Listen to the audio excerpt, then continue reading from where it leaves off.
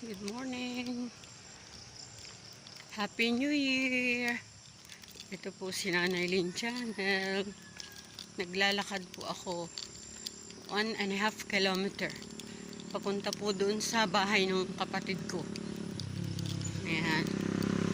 Ito, hindi pa po ako nangangalahati, pero okay lang. The time is 7:45. Ayan po.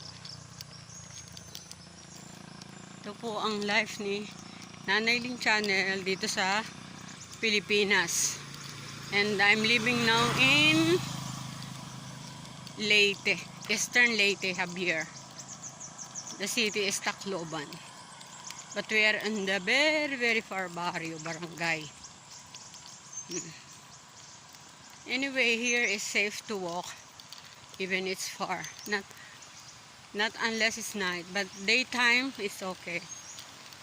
Here, hi mga ka-vibes, mga ka-mards. Ito po si Nanay Lynn Channel, na laging nagsasabi sa inyong pakisubscribe naman po, pakilike and subscribe, para ma-monetize na po ako.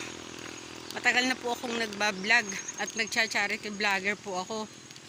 Kahit wala pa akong maraming subscriber, hindi pa rin po naaalis sa akin ang pagtulong.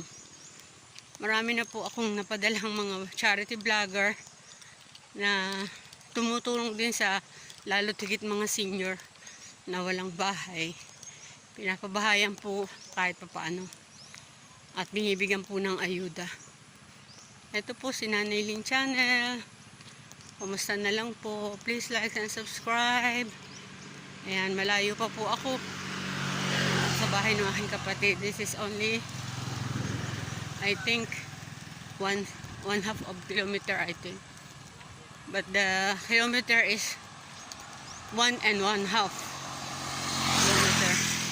This is the rice field. They plant already the rice.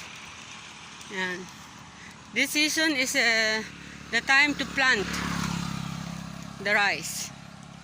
That's why I have a vlog of rice planting. Please like and subscribe po. Watch my video.